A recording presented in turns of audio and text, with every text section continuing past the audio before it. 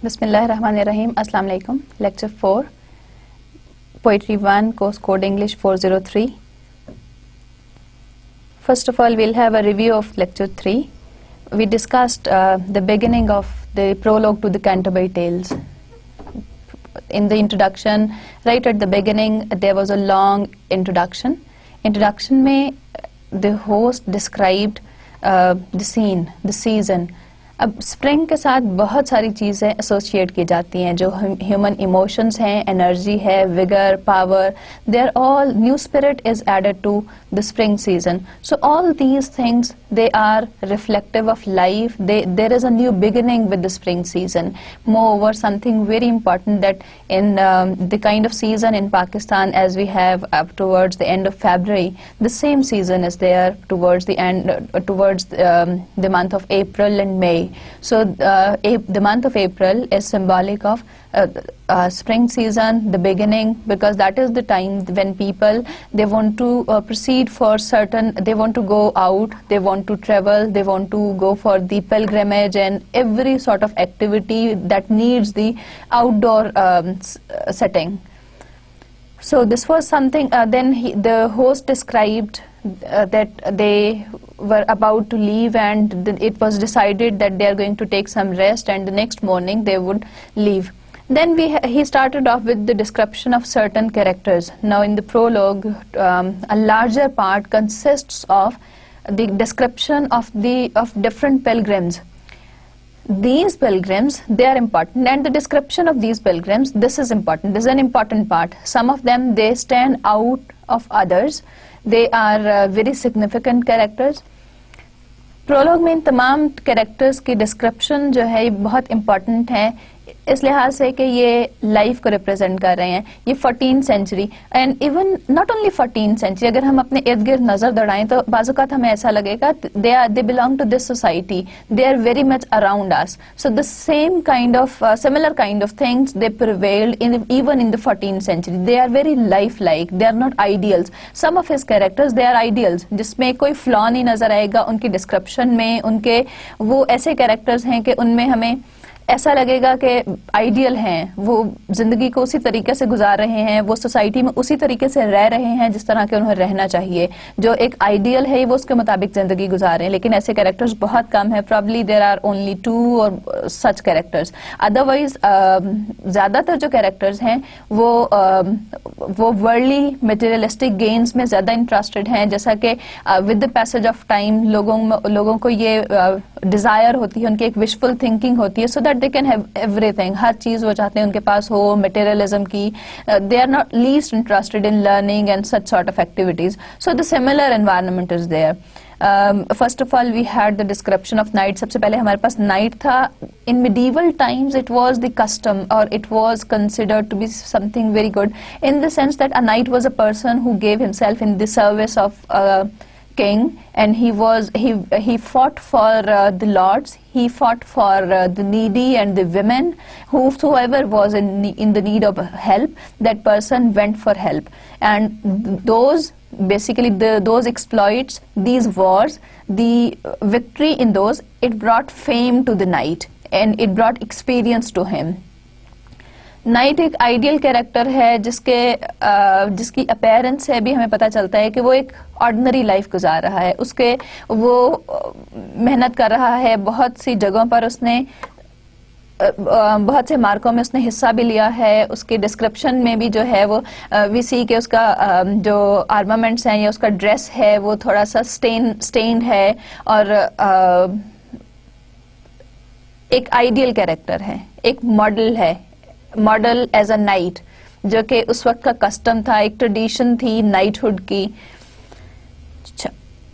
Then we had his son. अब उसका बेटा जो है, though he wants to follow the footsteps the model settled by his own father, लेकिन वो उस तरीके से उसको नहीं कर पा रहा है, उस तरीके से उन आइडियल्स पर ही ट्राइज टू. उसने थोड़ी से कुछ उसमें जर्नीज भी हैं, he has visited some of the places, लेकिन उसकी जो डिस्क्रिप्शन है, the description of his dress, he is a little gay, he is bright, he has more inclination towards worldly things. He has careful thinking about his lifestyle also, how he appears to others. So these all things, they mean a lot to the squire. So here there is a little thing, I mean a line is there that differentiates the young squire, a bachelor, and a knight, because the knight, the father, he is the role model, he is an ideal character. On the other hand, the squire, he has both. He wanted to follow the footsteps of his father, but since he is young, he does not have that maturity. तो उसके life में, उसके character में, उसके dress में हमें वो चीज़ें नज़र आती हैं कि जिससे उसकी इमेच्योरिटी जो है वो आया होती है. Then we had the yeoman. He is a poor person who is in the service of the knight. He had a small land. He is a simple character. He is a poor man. Finally, then we had the prioress. A prioress is basically a nun in the church. Her name is told that she is called Madam Eglantine. फिर उसके manners के बारे में, how she eats her breakfast, what does she like, how does she feel about the miseries and sufferings of different things, maybe certain animals, but there is no description. हमें कोई किसी भी instance से, किसी भी line से ये पता नहीं चलता कि she has some kind heart, she has some sympathy with the poor people or with the needy people or with the people who come to her for help. She only weeps at the death of a mouse, or she only weeps at the death of a hound, and she gives them good food, but she is not concerned at all with the food of the poor people or the needy people. So we find some corruption in the prioress was the first character. ये पहला character था जिसके बारे में prologue में हमें information मिलती है, लेकिन एक ideal character नहीं है, as we see in the case of the knight. So we will be comparing different characters from time to time, that who were they and were they really doing what they were supposed to, because the prioress is not doing what she was supposed to. उसको French language आनी चाहिए, एक standard French, because that was the requirement for the clergyman. Now she is a prioress, she belongs to the church, she is a nun. She has 3 priests and a nun under her control, but under her service. लेकिन वो खुद एक standard French नहीं बोल सकती है, वो एक सब स्टैंडर्ड, एक डायलेक्ट फ्रेंच लैंग्वेज का बोल रही है चर्च में. और उसके अलावा she sang those services through her nose as if she is singing a song. So this is all again something that is not required of her status, that is not fit for her status. Now in today's lecture we'll have a number of other characters. Now by this time there must be a little familiarity with the language also, because the language appears very strange at the beginning, but that strangeness, it wipes out with the passage of time, because when we try to understand what the words mean, there are little changes in the spellings. So when you try to understand, when you read page or 2 or maybe 5 or 6 pages, by that time you manage to be able to understand what is said. There are not many words, so by this time we read 5-6 pages of the prologue to the Canterbury Tales. We do not need to look each and every word in the glossary. So this is something good, that we, with the passage of time, we understand the language and we get to know how to read the text, and we can enjoy reading the literature. We can enjoy reading the poetry. Then today we will have a number of characters, including the monk and the friar. And we will see that what was the condition, because these people, they reflect the condition of the church at that time. The first character we had that we just discussed, that the prioress was one of the lady belonging to the church, but on the other hand, whatever she did, each and every line of her description reflects that whatever she was doing, the way she behaved, even her name, that was very fashionable, that belonged to the materialistic, worldly things. So it was not really like a nun. Nuns are supposed to be simple. They are also called sisters. You must have heard in the society they are called sisters, and the priests are called father. But they are not, and they are supposed to be helpful to the needy. They are supposed to be caring for them, kind and loving and affectionate. On the other hand, she is on the contrary, she is not kind to human beings. Rather, she is kind to the wild animals. She is kind to her pets only, and she has lots of manners. She has the manners like the that of the princess. Okay, the next character that belongs to the church is a monk.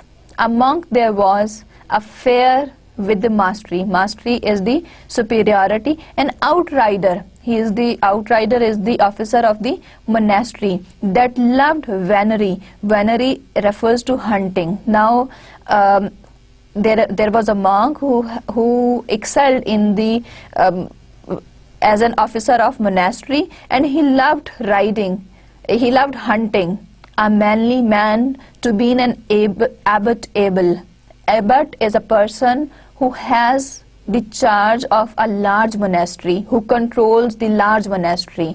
एक बहुत बड़े scale पे जो church है उसके साथ जब एक स्मॉल इंस्टीट्यूशन भी होता है, not a small but there is an institution with the church जहाँ पर के लर्निंग और टीचिंग का काम भी होता है. बेसिकली क्रिश्चियनिटी में school and church, they are not different things. So with the services, with the religious services, there is a part of the church जहाँ पर तालीम और तरबियत दी जाती है, जहाँ पर सिखाया जाता है, जुबानें सिखाई जाती हैं और मुख्तलिफ अलूम सिखाए जाते हैं. So that is known as a monastery, and there even the people are trained to send to different parts of the country to establish new churches. So it is a kind of network for spreading Christianity. So abbot is a person who is in charge of the monastery, of a large monastery. So this line, a manly man, that he is a capable man of becoming an abbot. Now, why becoming an abbot? This is an ironical. This is a humorous line here, because he loved hunting. This was something contrary to the teachings and preachings of Christianity. He himself belonged to the church, and in Christianity, the people belonging to church are not allowed to hunt. Full many a dainty horse had he in stable. Dainty, a good choice. So he had a good choice of horses present in his stable. And when he rode, men might his bridle hear. So the people might hear the bridle of his horse when he rode on his horses. Now, those horses, once again, probably these lines, they show that he is a wealthy man having lots of good horses in his stable, and he is fond of hunting. Dinlan in a whistling wind as clear, and eke as loud as doth the chapel bell. Now, when he rode on his horses, the men living in the surroundings in the community could hear the jingling of and the whistle of the wind as clear as they could hear the chapel bell. Chapel is a small church, as they could hear the church bell which is there in the surroundings. So these lines, they show that the monk is fond of riding. He is fond of going out and visiting different places, which is once again contrary to the teachings of Christianity. The first law that he violated was hunting, because he loved hunting and he wants to do it at any cost. And secondly, he has got lots of horses in his stable and he loves riding, and even the people living in the surroundings, they could hear the bridle of his horse, just as they listen to the jingling of the wind or they could hear that chapel bell, the church bell. There, as this Lord was keeper of the cell, so he is the keeper of the cell. Cell is the small church or the place where he is the master. The rule of Saint Maur or of Saint Benedict. Saint Maur is Saint Maurus and Saint Benedict is the Saint Benedict. So the rules, the doctrine, the rules given by these Saint Maurus and Saint Benedict, they were given way back, centuries ago. So by cause that it was old and sandal straight is narrow. So the poet says that probably he thought that since Saint Maurus and Saint Benedict, they lived in the older times, and he let that past go, and he let it pass, and he believed that that is something narrow-minded, and this is the new time, the modern era, so he should not believe in older things. So he did not practice those older laws, older rules. This elk monk let old things pass and healed after the new world the space. So he wanted to hold the place after the new world, new laws, because as it is said that with the passage of time things change and things become obsolete also, they become outdated. So he thinks since those are the laws, humility and poverty, these are, and teaching and preaching, these are the rules, these are the laws given by Saint Maurus and Saint Benedict. But since these are older, so ironically the host says that since he thinks that those laws are old, क्योंकि वो पुराने हो चुके हुए हैं और पुरानी चीज़ों को तो गुजर जाना चाहिए, तो इसलिए वो जिंदगी को नई दुनिया में नए तरीकों के मुताबिक गुजारना चाहता है. He left not of that text a pulled hen that saith that hunters bet not holy men. He does not give any importance. He does not even give the importance equivalent to an oyster to that saying that says that a monk should not hunt, that saith that hunters bet not holy men, because in that text it says that hunters are not holy men. They are, nay, that a monk, when he is restless, is likened. So he did not care for the text that said that a monk out of his cloister is the place where a monk lives, and he studies, he spends his time praying from God, teaching, preaching, so he lives in solitude. So that place is known as cloister, the hut of the monk, where he lives in order to have a life of preaching, teaching, and he reads a lot. The aim of his life, the aim of a clergyman is to practice the laws of God and to live in solitude. Because that book, it says that a monk out of cloister is like a fish out of water. The way a fish cannot live when it is out of water, same should be the case with the monk when he is out of his cloister, because it is considered to be a natural place. A cloister is considered to be a natural place for a monk. तो ये कहा जाता है कि जिस तरह से एक मछली पानी के बगैर जिंदा नहीं रह सकती, इसी तरह से एक मॉन्क अपने हट, अपनी उस स्पेसिफिक जगह पर जहाँ पर वो अपना वो वक्त गुजारता है, उसके बगैर नहीं रह सकता. So basically once again he is denying the orders of the scriptures. वो जो होली टेक्स्ट है, वो जो लॉज हैं, जो established tradition है, he is denying that, not denying that verbally, but practically he is not acting upon those things. He is not practicing it. But Thilke text healed he net worth an oyster.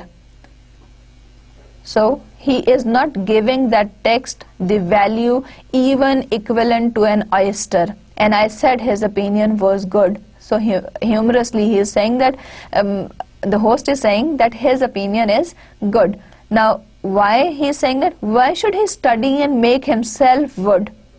That why should he work hard and study and make himself weak? Upon a book in cloister, always to pore. Pore is to read. So Swinken with his hands and labor as Austin bet, how shall the world be served? Austin is basically a reference to Saint Augustine, who Christianized Britain in 597. So he said that why should humorously he is saying that when everybody has got that material pursuit, जब हर कोई material चीजों के पीछे भाग रहा है, हर कोई जो है वो बाहर जाना चाहता है, एक अच्छी लाइफ गुजारना चाहता है जिसमें कोई टेंशन्स ना हो, जिसमें कोई हार्ड वर्क ना हो, लेबर ना हो, free from tensions and anxiety. तो he said his opinion is good. He is also doing the same as others are doing. But this is something humorously said.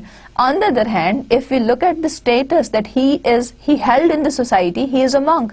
He is not supposed to do all these things. उसके status के लिहाज से ये चीजें उसके लिए suitable नहीं हैं. So he says that Swinken is the hard work, that instead of staying in his cloister and reading the books and making himself weak and thin, why should not he go out? Why should not he work hard with his hands and labor, as Austin has said, or in that case, how would the world be served? So the way he is going out and doing things around in the society, he is serving the world. So this is something ironical here. Let Austin have his swing to him reserved. So again the reference to Saint Augustine, since he Christianized Britain, and it took him probably 7 years, and he lived all his rest of his life there from 597, because he landed on in Britain in 597, and from 597 onwards he spent all his life for preaching Christianity to the English people. So he says that all that hard work, it should be reserved for Augustine. Let him do that. वो उसके लिए है, वो उसका काम है, वो ही करे. Therefore he was precursor aright. Precursor means practice pricking. So he was practice pricking it. So greyhounds he had as swift as fowl in flight. So he was having greyhounds, and they were as soft as the birds during the flight are. उसने उनको इतने अच्छे तरीके से रखा हुआ है, इतने अच्छे तरीके से उनको लुक आफ्टर किया जा रहा है कि वो हाउंड्स जो हैं वो किसकी तरह लगते हैं, जैसे कि परिंदे हवा में फ्लाई कर रहे हों. Of pricking and of hunting for the hare was all his lust. Lust is the desire, and for no cost would he spare. So his only desire was what? He desired extremely only pricking, and pricking was from riding. He wanted to ride on his horses, and he wanted to hunt for the hare. This was all his lust, and he would not let it go at any expense. He would not leave it at any cost. I say his sleeves perfiled. Now that was something that how he behaved. What was his attitude towards his services, towards his actions, what he was supposed to do and what he was entrusted in doing. कि उसकी क्या duties हैं और वो करना क्या चाह रहा है, क्या करना उसको पसंद है. Now we come to the description of his dress and his physical features also. I say his sleeves perfilled at the horn with grace, and that the finest of a land, and for to fasten his hood under his chin he had of gold wrought a full curious pin. Now his sleeves, they were decorated at the edges with the grey squirrel, with the fur of the grey squirrel, and which is the finest thing found on that land. And to fasten his hood under his chin he had gold pins. A love knot in the greater end there was. His head was bald, that shone as any glass, and at the other end there was a love knot. It was there was a twisted loop, and his head was, his head was bald. He did not have any hair, कोई बाल नहीं थे, और वो ऐसे चमक रहा था जैसे कि कोई शीशा हो. And eke his face, and also his face, not only the head, सिर्फ सर नहीं चमक रहा था, also his face, as he had been anointed. So it was his face, it was his head that was bald. He did not have any hair. It was shining as if it was a glass, and his face was also shining as if he had been anointed. He was a lot full fat. He was a fat man. He was a healthy man, and in good point. His condition was good. He was healthy. He was chubby. His eyes deep and rolling in his head, and his eyes were sharp and they were rolling in his head. So definitely when a person does not have hair, how does he look? It seems that when he looks and when he is clever enough, his eyes, they roll in his head. That seemed as a furnace of a lead. So furnace is the furnace. So these eyes that rolled in his head, they appeared like the furnace. His boots supple, his horse in great estate. So his boots were supple, they were good. His horse was in a good condition. Now certainly he was a fair prelate. Now certainly he was a fair prelate. There is emphasis on this line that after saying all this description, he is saying that now certainly, that since he has described all these things, he has got those particular requirements. He was a fair prelate, that he is a good clergyman. Now this is an ironical line. That is why it's been highlighted also, that he does not deserve all whatever he is doing. His actions, his interests, his attitude, because of all that, he did not deserve the post that he was at. So by describing all that, he does his interest. The host ironically says that he was a fair clergyman. He was not pale as a forpent ghost. Now forpent ghost is a ghost that has been pined away. So he was not pale, he was not weak. Usually the monks, the clergymen who are supposed to live in the cloister, who are supposed to study and to read and preach, and they are usually weak because they don't have their interest in eating and merrymaking. But he was not pale, he was not like a ghost. So his condition was very good. He was a fat man who did not look like a clergyman. Clergymen are usually thin, they are weak, because their interest is not eating and drinking and merrymaking. Their interest is reading, studying. They are always, they are studying, pondering over things, pondering over the creation. A fat swan loved he best of any roost. Now what is the condition, that why isn't he pale? He loved what? He loved a fat swan. Swan is a bird. His palfrey was as brown as is a berry. So his palfrey is a small riding horse. So his horse was also as brown as a berry, and he loved what? A roasted swan. A roasted swan was something that he liked to eat the most. So this is the reason. The narrator, the host, has told the reason also. He first said that he was not pale. He was not pale like a clergyman. He was not like a ghost. Now he is telling the reason. That what is the reason? He loved what? He is telling his eating habits, that he loved eating the roasted swan, a fat swan, which is healthy, having lots of flesh on it. Now, if we sum up the monk's character, first of all, we had the description, we had a bit of information that what he does and his interests, what he wanted to do, what he was happy with, what he does in the society, and then a bit of the thing, a bit of irony and humor is also added to it, because there is a sharp contrast in what he is supposed to do and what he is doing and what are his interests.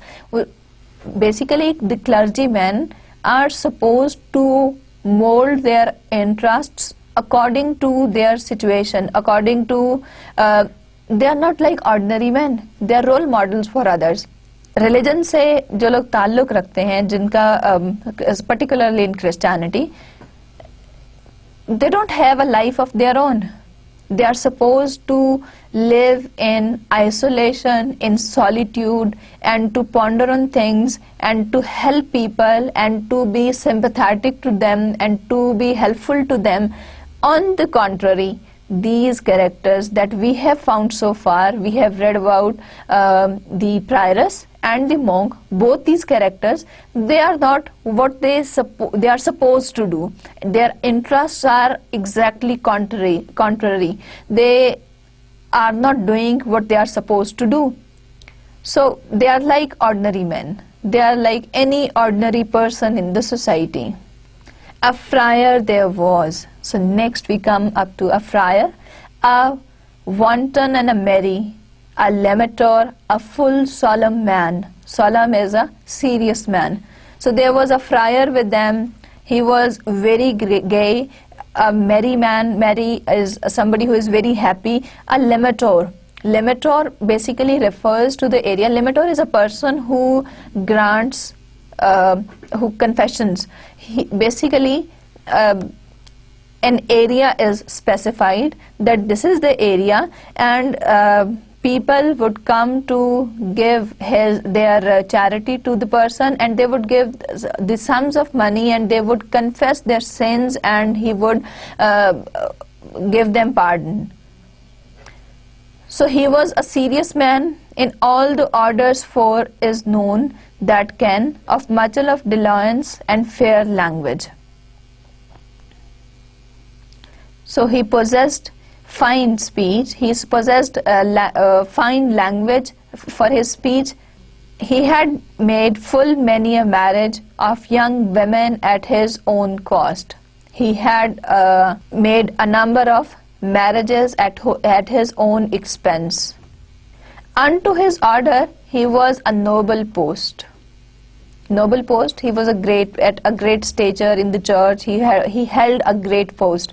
Full well beloved and familiar was he. Now these are the modern English equivalents. Now this word beloved, it's B-E-L-O-V-E-D, and here it's B-I. So there are not much differences. If we concentrate, if we carefully try to read the text, after some time we tend to understand the most of it. Now the F-A-M-U-L-I-E-R is familiar. So, full well beloved and familiar was he with franklins over all in his country. So whatever the area was, he was familiar with all the surrounding friars, with all the surrounding franklins, and eke with worthy women of the town. And he knew, and he not only the franklins, he also knew all the worthy women, all the women of the town. Now here why there is the mention of the word worthy, we will come to know from the description later on that what does it mean, because these words, they are very meaningful. They carry certain meanings because these statements, some of them, they are quite satirical, they have irony in them. तंजिया अंदाज में एक तंजो मजाक के अंदाज में the narrator host जो है वो उनको क्रिटिसाइज करता है, उनको तनकीद का निशाना बनाता है. For he had power of confession, as said himself, more than a curate, for of his order he was licentiate. So he himself said that he had the power of confession more than a curate. Curate is also a person who gives confessions, more than a curate. And why? Because he was the person who was licensed. He had the license to give confessions. So he had the legal liberty, legal freedom to give confessions to people, to listen to their sins. People go and they confess their sins, and he gives them confessions. But he does not give confession to everyone. This we will see in the text to come. Full sweetly heard he confession. He very nicely heard the confessions, and pleasant was his absolution. Absolution is the forgiving sense, and his sense of forgiving was very pleasant, and he heard those confessions very pleasantly, very sweetly, very attentively. He paid full attention to those confessions, to this, to whatever the people confessed. He gave full attention. He was an easy man to give penance. Penance is the penance. He was an easy man to give penance, there as he wished to have a good pituance. Pituance is the extra allowance. Now, he easily gave penance, gave maafinama to the person. उनको माफी मिल जाती थी बहुत अच्छे तरीके से if they gave him extra money. Now, good pituance is the extra allowance, extra money. So, other than something that is to be spent on the church, अगर वो उसको उससे ज़्यादा मनी दे रहे हैं उसके खर्च के लिए, then he was a very good man, he was an easy man to give them confessions. So once again, this is ironical here that he was doing what? This is the state of the church, that he was a corrupt man. So far we have had the prioress, then we had the monk, and now it's the friar, and three of the people, they are corrupt in their own way. They have their own ways of living. And this, their belonging, their connection to the church, their status in the church, that did not affect them even a little. For unto a poor order for to give is sign that a man is well shriv. For if he yef, he dost make avaunt. He wisted that a man was repentant, for many a man so hard is of his heart, he may not weep although him sore smerte.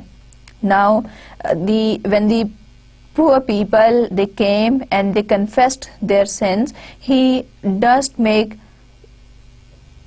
it is the sign that the man is not well, and if he gave, that the man was repentant, the man was sorry for whatever he had done, because he gave them confession only if they paid him sufficient money, because there were men who were hard of heart and they would not weep,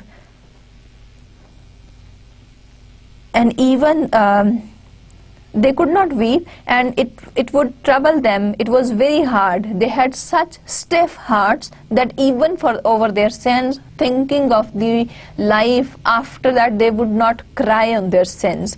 So what they would do, they would come there and those rich people, they would come and they would give him money instead of confessions, and he would happily grant confessions to them.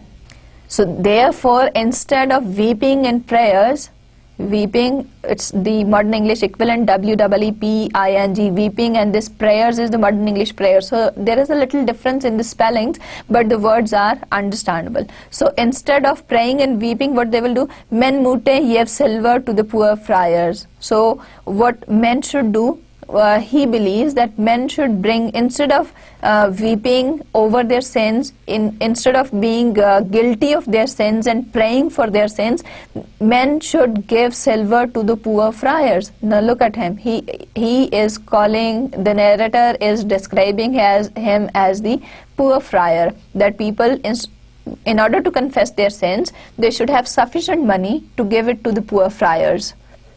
His tippet was a fast full of knives and pins, and to Yevan fair wives. Now tippet is stuffed, the pouch. His pouch is always stuffed with the knives and with the pins, with the beautiful pins, and that are to be given to the fair wives, that are to be given to the women.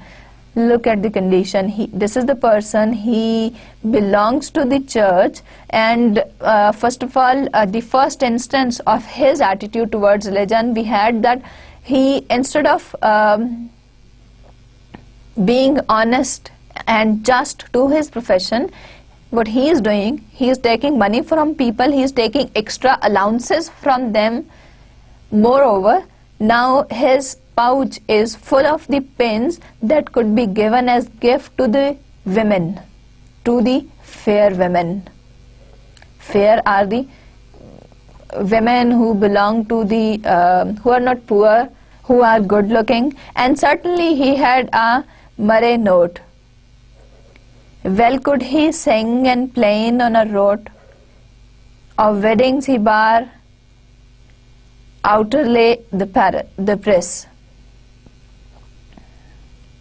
So he could play the instrument, he could sing a song, and he could sing a different type of music that is a very melodious music that is usually sung on the weddings. So those wedding songs he sang, and he even gained prizes for that. His neck white as a fleur de lis, thereto he strong was as a champion. He knew the taverns well in every town, and every inch hostler and tapestier better than a leisure or a beggar. His neck was white. It was as white as the floor, and he was a very strong man. He was a strong like a champion, and he knew all the taverns. Tavern is a bar where you can have the drinks, जहाँ पर आप drinks ले सकते हैं, चाय या कहवा खाना बेसिकली टैवर्न इज अ कहवा खाना जहाँ पर आप ड्रिंक्स वगैरह पी सकते हैं. So he knew in every town, he knew all the taverns, and he knew all the people who run those taverns, the ones who were the tapesters and the women who run that. Instead of knowing a leper or a beggar. So the work of a friar is to take money from the people when they confess their sins, the set amount of money, and to spend that money for the betterment of poor people, and to give it to the needy, to the beggars, to the lepers who cannot work, so that they can also spend that money on their needs. So instead of knowing the lepers and beggars of the society, this friar, he knew all the barmaids, he knew all the women who are running those taverns. For unto such a worthy man as he, accord not as by his faculty to have with psych leisures acquaintance, it is not honest, it may not abounds, for to deal with no such forel, but all with rich and sellers of victual. Now he had the ability not only to take money from he had the ability, he had the acquaintance with every now and then, every person at every inch, he knew them all, he had the acquaintances with the rich people, and his manner was such that he could even convince the poorest of the people to give charity. So he deals in such a manner that even the poorest of the people, they would give alms, they would give money or anything that they could. And overall, thereas profit should arise, courteous he was and lowly of service. He was humble in his services. He was courteous and he was humble in his services. There next no man nowhere so virtuous. He was such a virtuous, he was such a capable man. He was the best beggar in his house. That in his house means in the temple, in the church where he was working, where he was appointed. So in that house, in that temple, he was the best beggar. And yet a certain firm for the grant, that in the monastery he was the most efficient worker, and he was the best beggar. He would not he was such a virtuous man, such an efficient man, that he was humble in his services, he was courteous. So these are a kind of ironical remarks after his whole description, that he was not familiar. The work of a friar is to facilitate the poor people, is to take money from the rich and to give it to the poor people, so that they can also live their life, they can also have living. Instead of knowing those lepers and beggars and the needy people, this friar, he knew all the women. His pouch was full of those pins that could be gifted to those fair women. Then he had such a skill, such a craft in his speech, that he not only took money from the rich people, he even took money from the poor people who could not afford to give any money. So he was such a clever man. None of his brethren came there in his haunt. So none of his brothers came there in his. For though a widow had not a show, that even a widow who has not got shoes, so pleasant was his in principio. Now principle, that his principle, his principles, his rules, they were so good, they were so pleasant. His manner of speech, his manner of addressing the people, they were so good that even a widow who had not got shoes, yet would he have a farthing ere he went. So he would have something out of the widow, from the widow who does not even have shoes to wear. His purchase was well better than his rent, and reg he could as it were right a whelp. Reg is the sport and whelp is a puppy. So the money that he begged, it was more than what he received as his wages, as his salary. So that was more than that. So his purchase, whatever he gathered, whatever he collected from the confessions, it always outnumbered his original wages or his salary. And reg he could, as it was right a whelp, so he could go around and play, he could be as playful as a puppy is. In love days there could he much help, for there he was not like a cloisterer with a threadbare cope, as is a poor scholar, but he was like a master or a pope. Of double worsted was his semicope, that rounded as a bell out of the press. Now once again these lines, they reflect his character. In love days there could he much help, so he provided help to the youngsters, and since he made marriages of people also. So since he was not living in he was not a cloisterer, he was not somebody who was living a life of a solitude, he was not leading a lonely life. With a threadbare cope, cope is the gown, the outer cloak, as is a poor scholar. So his appearance was not like that of a poor scholar. वो एक गरीब scholar की तरह, एक पढ़ने वाले की तरह से नहीं लगता था. Because when somebody is interested in learning and studies only, so that person does not bother. उसको ज़्यादा शौक होता है कि वो अपने जो पैसे हैं वो पढ़ाई के ऊपर, कोई बुक्स खरीदने पे, उन चीज़ों पर सर्व करें. So he did not appear like that. But how did he appear? He was like a master or a pope. He appeared like a master. या उसकी शान शौकत ऐसी थी जैसे कोई पोप हो. Pope is the head of the church. Of double worsted was his semicope. Double worsted is the he had the double gown. Semicope is the small cloak. So the gown that he was wearing, it was doubled. It had double fabric. That rounded as a bell. When he wore that cloak, it rounded as from the bottom, as if it was a bell out of the press. So he wore such a fashionable gown, such a fashionable cloak.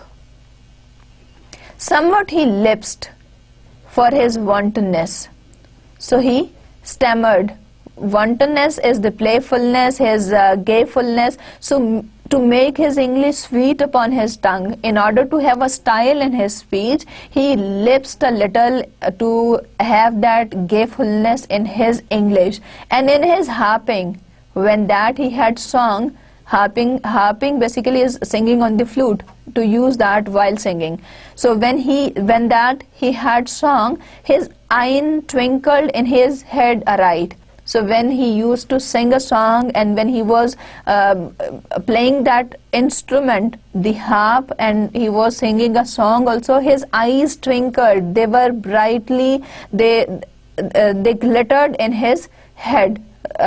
They glittered right in the middle of his head, as do the stars in the frosty night. And he is using the simile that these eyes, they appeared in his head like the stars appear on a frosty night. This worthy Lemator was Clept Hubbard. Clept is called. So this Lemator, once again, the use of the word worthy is ironical here, because he is not suitable for to be called a Lemator. This worthy Lemator was Clept Hubbard. He was called Hubbard. And some critics believe that Hubbard was an unusual name during the Chaucer's time.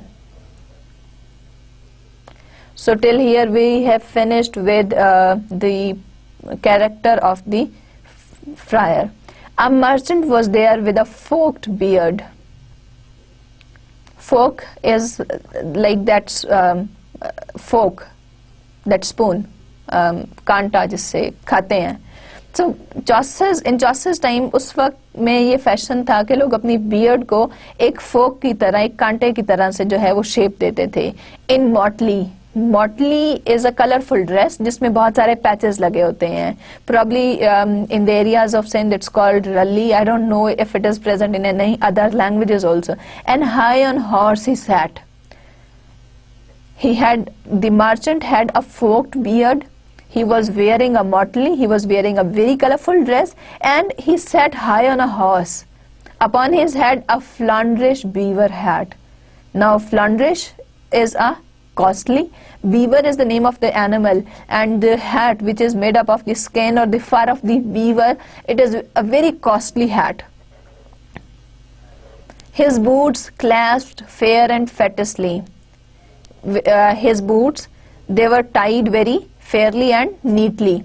His reasons he spake full solemnly. So whenever he talked very seriously. Sonens always the increase of his winning. So whenever he spoke, his words, they carried weight. He was all serious. So whenever he talked, his wit was reflected. So we come to know about the merchant, that what type of appearance he had. He had a forked beard. उसकी beard जो है बिल्कुल एक कांटे की तरह से जाहिर हो रही थी. उसने एक कलरफुल ड्रेस पहना हुआ था. वो एक हॉर्स के ऊपर बैठा हुआ था, और वो एक costly, since he is a merchant he can afford to have costly things. वो एक बीवर हैट उसने पहना हुआ है, बहुत स्टाइलिश, बहुत महंगा बीवर हैट उसने पहना हुआ है, और उसके बूट बहुत अच्छे तरीके से टाई किए गए हैं. और जब भी उसने बात की है, उसने बहुत सीरियसली अपने मतलब की, और ऐसी बात की है that would increase his profit, that would be favorable for his trade purpose. वो अपने मकसद की बात करेगा. Since he is a merchant, तो हमेशा उसको हर चीज में अपना मकसद उसके सामने होगा. He would the sea were kept for anything. Betwixt Middleburg and Orwell, well could he in staunch shields sell. This worthy man full well his bit beset. There was no weight that he was in debt. What he could see, he would see that there should not be any difference between the Middleburg and Orwell. This is basically a province in France, and the other is an island. So he says, the narrator says that he does not want to see that difference. He says that difference should be lessened, so that he can sell the things so that he can sell the goods, and he can employ his wits in a right manner. And there was no chance, nobody could ever prove that he was in debt also, or he had taken any money from anyone. So stately was he of his governance.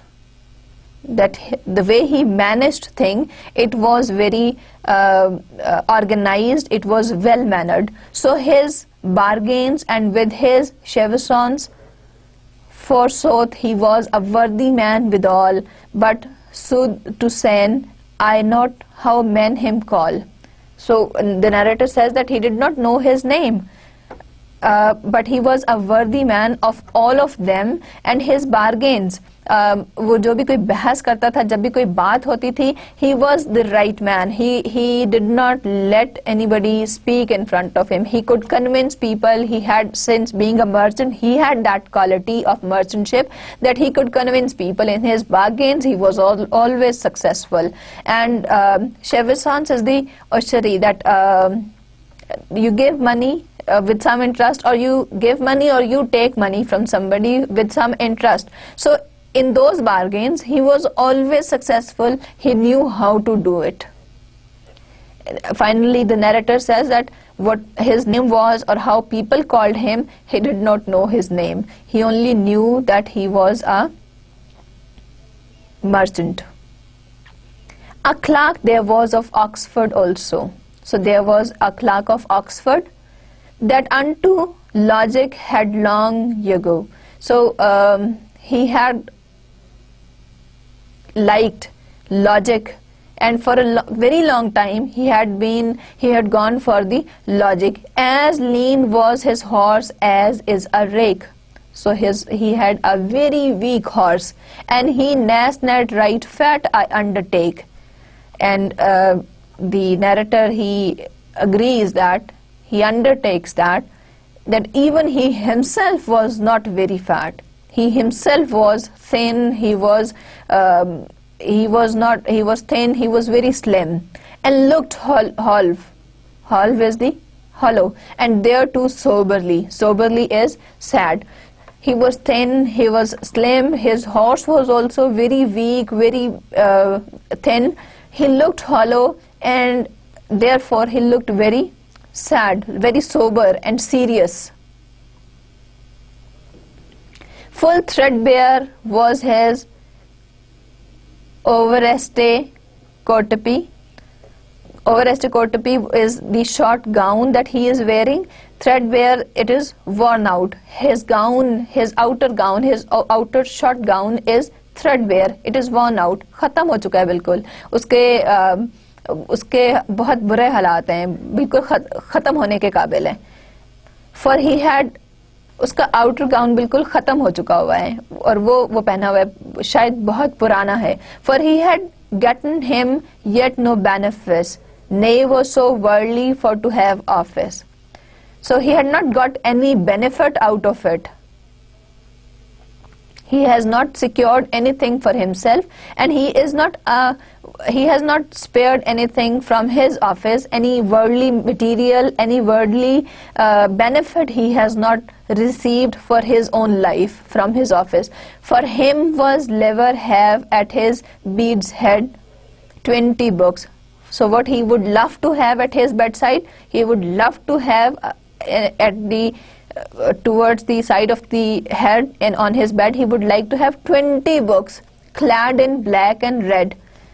Clad is wrapped in black and red, of Aristotle and his philosophy, than Robes, Riche and Fildel or gay Sotrae. Sotrae is a small harp, the musical instrument which is used for singing the songs. So the approach of this Oxford clerk is different. This is another character who is an ideal character, and he is leading the life the way he is supposed to, because he is a clerk at the Oxford, and he is least interested in the worldly things, and even from his job he has not spared any benefits. He has not received any benefits for himself. He has not gained any worldly materials. He has not collected anything for himself. And he loved what?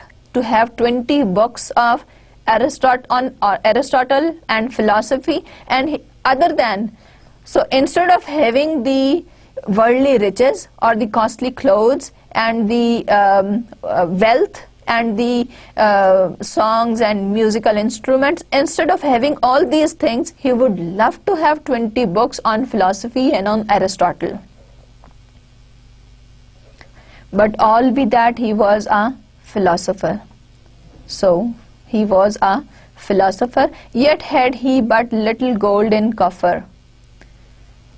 So he had little gold in his coffer, and all that he might of his friends hente on books and on learning he it spent. So whatever his friends and others around him, people who were rich, they gave him, he spent everything on buying the books and on learning. So this was the way he was spending the money that he was getting. He was not spending it for eating and merrymaking and visiting different places and all that. How he was spending his life? Whatever the money he received from people around him, from his friends, he was spending even that money on books, on buying books and on learning.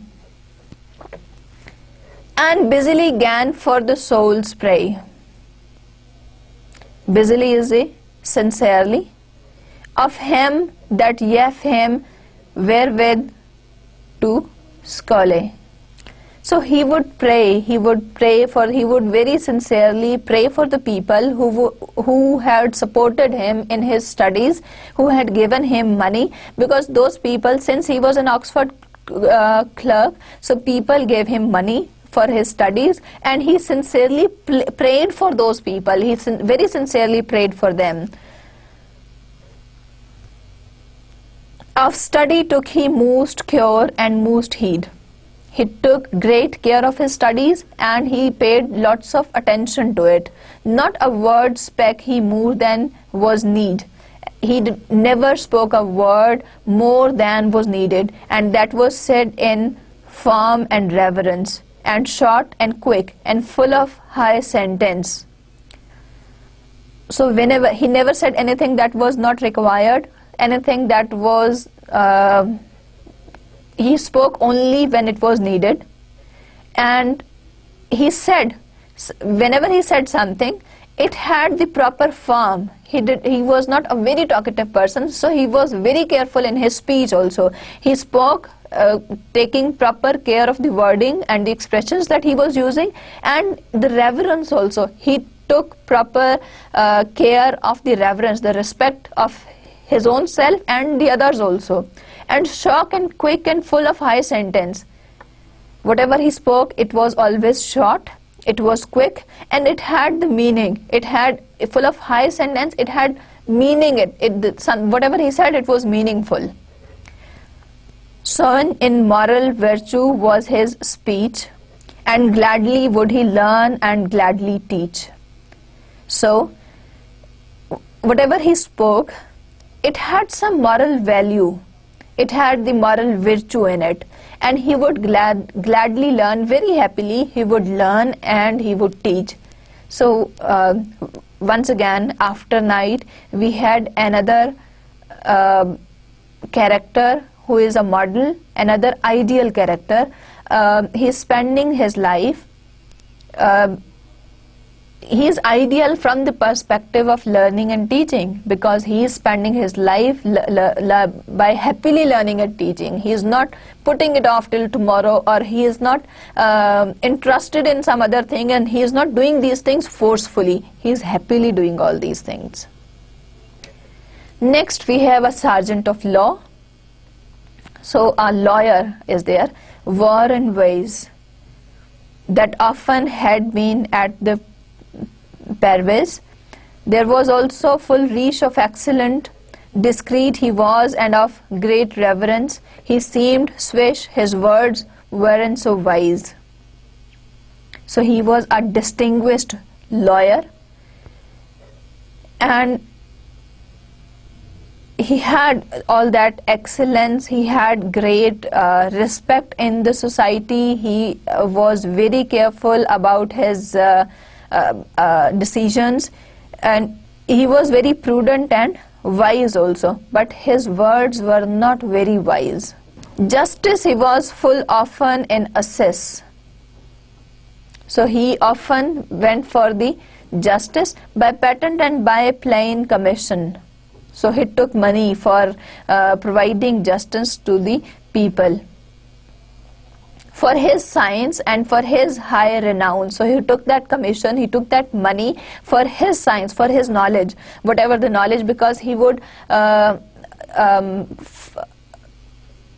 file those suits, those law cases on the basis of, and he would fight against them on the or he would argue in those lawsuits on the basis of his knowledge, and for that he would take money. And for his high renown of feats and realms had he many own. Own is none. He had none. So he was very famous. He was renowned by lots of people. So great a purchaser was nowhere known.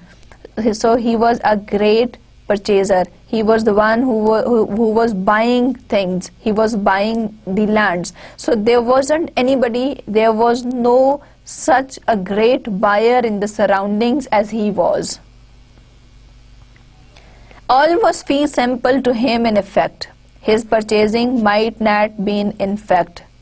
So it was very simple for him that whatever the fee he received from the lawsuits, he spent that on buying lands, and he thought that this purchasing, it might not be invalid. It would not lose its value. Nowhere so busy a man as he there nas. B-I-S-Y, this is busy. So there wasn't any man as he was. Nowhere there was such a busy man as he was. And yet he seemed busier than he was. So he was busy, but he tried to look even more busy. He tried to look even busier than he was. In terms had he casts and dooms all, that from the time of King William were fall.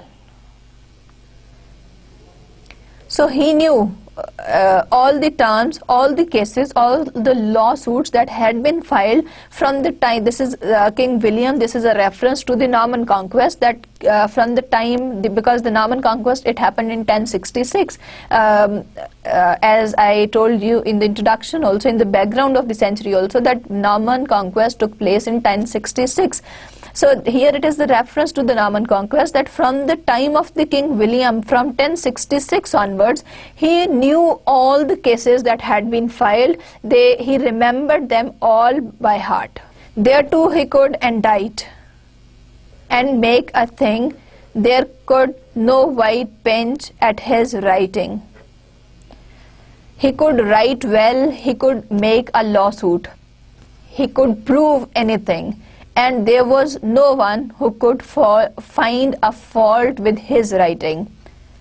So he was such a skillful lawyer. वो अपनी field में इस कदर उसने Excel किया था कि कोई जो भी बात वो कह देता था उसको कोई भी चैलेंज नहीं कर सकता था, उसको डिसप्रूव नहीं कर सकता था. In every statute could he plain by rote, he ruled by homely in the medley coat, girt with a saint of silk with bars smell, of his array tell I no longer tale. So as far as his statute is concerned, he knew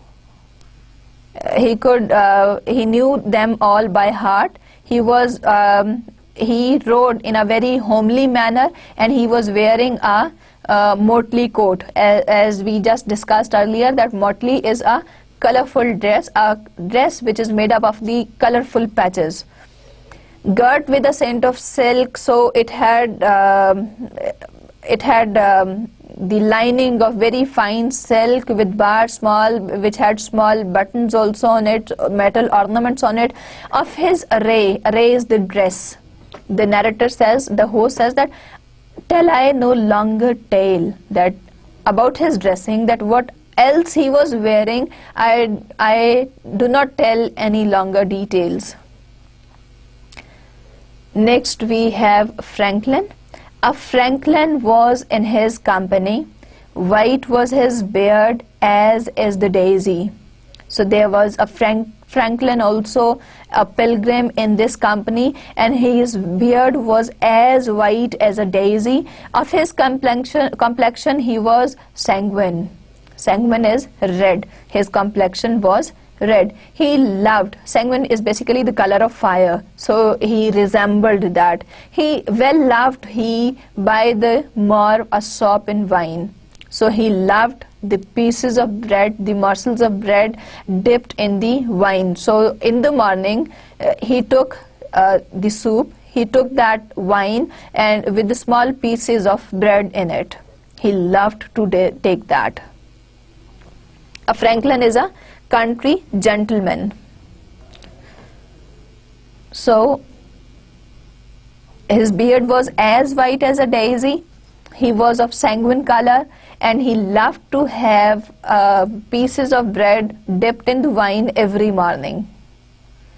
To live in delight was ever his want. He always wanted to live a happy life in delight, for he was Epicurus' own son. Epicurus is the Greek philosopher, and he believed in happiness, that happiness, eat and be merry. That healed opinion, that plain delight was very felicity perfect. And what is the Epicurean belief?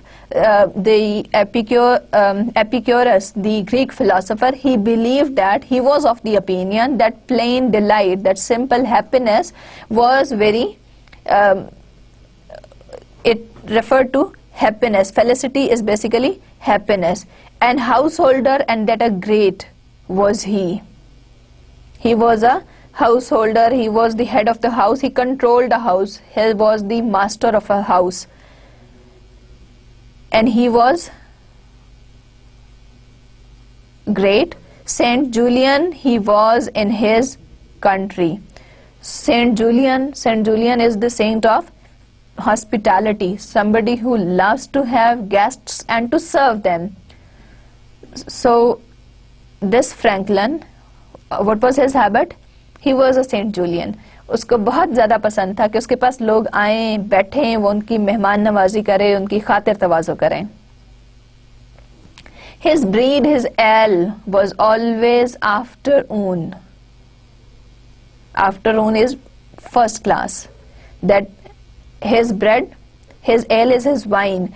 That whatever he ate, his bread, उसकी जो रोटी, पानी, जो wine वो लेता था, वो सब कुछ हमेशा एकदम फर्स्ट क्लास होता था. And better envied man was nowhere known. And we do not find any better man who, because he can be envied also. Without baked meat was never his house. There was always baked meat found on his table, on his dining table. Of fish and flesh, they are so plenteous. The fish and flesh, the meat and fish was found in plenty in his house. It snowed in his house of meat and drink, of all dainties that men could think. So every type of food, every type of dainty that men could think of, they were all present in his house, and it seemed as if it snowed in his house of meat and drink. So he was a wealthy man, a wealthy young man who could afford to have all these things. On his table, he always had roasted meat. After the sundry seasons of the year, sundry means after every season, so changed he his meat and supper.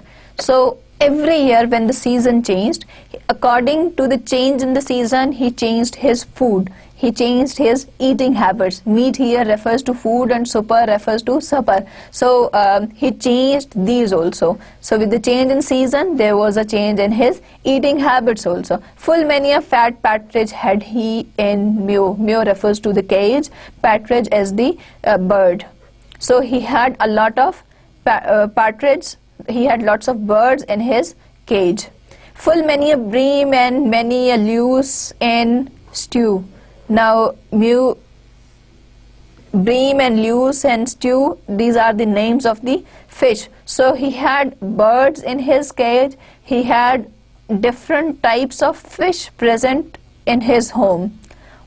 Woe was his cook, but if his sauce were poignant and sharp, and ready all his gear. His cook was also sad if the sauce was not poignant and sharp, it was pungent, and if it was not ready.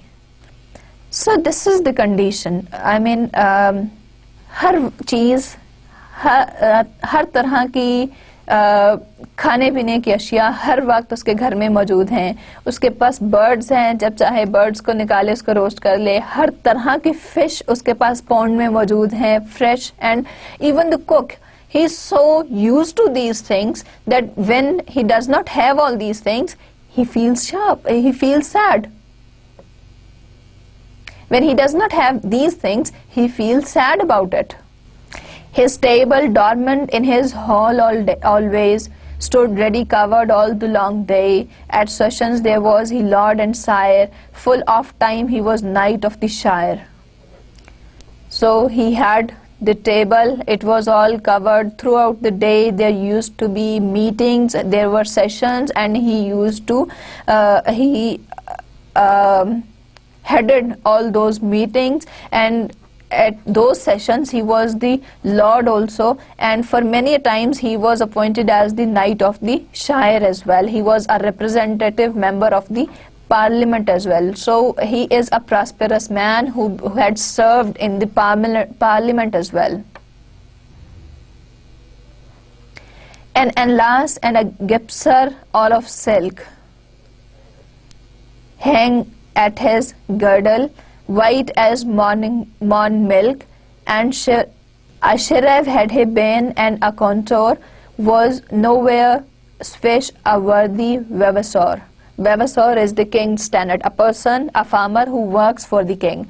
So he had a wood knife with him, and he had a silk pouch also with his girdle that hung with his girdle, and it was as white as morning milk. And he was an accountant, and he was a worthy tenant of the king. Next we have 5 people together: a haberdasher, a carpenter, an haberdasher and a carpenter, a web, a dyer and a tapisser, and they were clothed all in a livery of a solemn and a great fraternity. Now these people, they belonged to the working class, they belonged to the guild.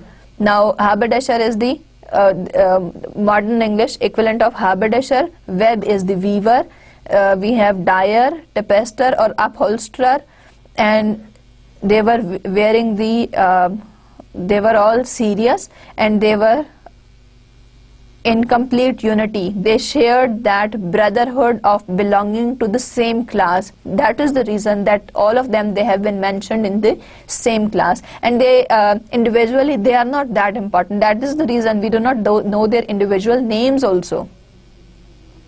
Full fresh and new her gear apiked was.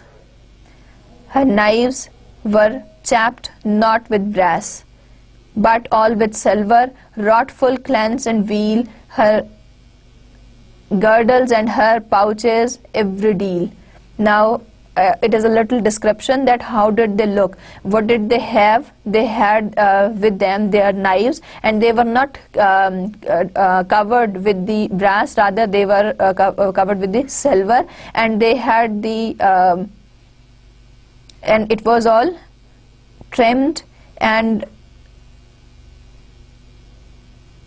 it all hung with their girdles and with their pouches. Well seemed eke of them a fair burgess to sitten in a yeld hall on a days, average for the wisdom that he can, was shaply for to be an alderman. So Each of these, they appear to be the prosperous citizens of the society, and they used to sit in the guild hall together, and each of them, they had the wisdom, and they were fit for the to be the elder men. They were the older people. They were not very young. They were not very gay. For cattle had they no and rente. They did. Cattle refers to the animal, the pets that they had. The cattle they did not have, and the income they had from the rent, and eke our wives would it well assent, and even their wives would agree to it, and else certain were they to blame. It is full fair to be in ye clapped madam, and gone to villages all before, and have a mental royalish ye bore. Now it is with the consent of their wives that they even agree to it, that they have they have given away the animals that they possess in order to, they have rented out those animals to have the income, for the purpose of income, and otherwise their wives also agree to it, otherwise they were to blame for it. And it was fair to call them madam, and they would go to the villages before, and they, in a very royal manner, they would go to their villages in a royal manner. Then they had a cook also with them. A cook they had with them for the nuns, to boil the chickens with the marrow bones, and powder merchant, tart, and galangal. Well could he know a draught of London ale. London ale is the London wine. So they had a cook also with them for the purpose, for the occasions, and he knew how to boil the chicken with the marrow bones, and how to boil the chicken with marrow bones, and how and to add the different spices in it in order to add taste, like powder merchant, tart, and the root of the sweet cypress as well. And he knew the tastes of all the different types of London wine also. He could roast and seethe and broil and fry, maken mortrix and well bake a pie, and great ham was it, as it thought me, that on his shine and normal had he for blank manger that made he with the best day. Now he could roast. These are his skills, that he could roast, he could cook over fire, he could broil, he could boil, he could fry, and he could even make the stew of the meat, and he could bake even a pie. And on the other hand, the narrator says that it was a great harm. He thought that it was a great harm because he had a cancerous sore on his chin, and he made the black manger, which is made up of cream and flour. He made the best of it, but from the host or from the narrator's point of view, he says that it was not good for others because he had a cancerous sore also. Let's have a recap of the lecture. We first discussed the character sketches of or the description of the pilgrims, like monk and friar. Friar and monk, once again, they belong to the church, but they are corrupt people of the society. Then we had the Oxford clerk. After the monk and friar, he is an ideal person, somebody who is living his life the way he is supposed to, and very honestly and very sincerely he is living his life. The sergeant of law, he is also he is having some interest in the worldly pursuits and all that. The Franklin, once again, somebody who loved eating and drinking and merrymaking, a very prosperous man of the country. Then we had the some people belonging to the working class: haberdasher, carpenter, dyer, weaver, and the tapester. Finally, the cook. He loved he knew how to make different types of dishes, but the host or the narrator feels pity for him